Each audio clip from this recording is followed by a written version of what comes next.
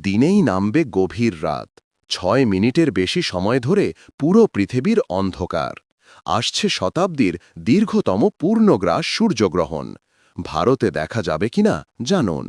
আগামী ২ অগাস্ট ২০২৭ তারিখে পৃথিবী এমন একটি ঘটনা প্রত্যক্ষ করবে যা প্রজন্মের পর প্রজন্ম ধরে মনে থাকবে।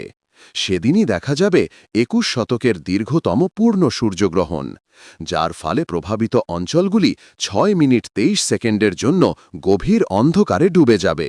বিজ্ঞানীরা লক্ষ্য করেছেন যে গত শতাব্দীতে এত দীর্ঘ সূর্যগ্রহণ দেখা যায়নি। এই পূর্ণগ্রাস গ্রহণের সময় চাঁদ সূর্যকে সম্পূর্ণরূপে ঢেকে দেবে, যার ফলে দিনটি সন্ধ্যায় পরিণত হবে।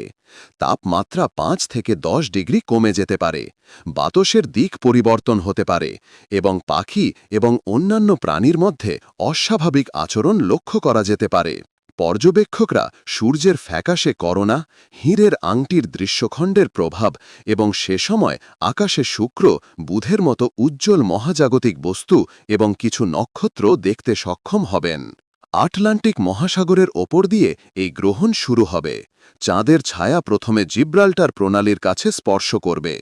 এরপর দক্ষিণ Spain, Morocco, Algeria, Tunisia, Libya, মিশর এবং মধ্যপ্রাচ্যের কিছু অংশ জুড়ে অন্ধকার নেমে আসবে।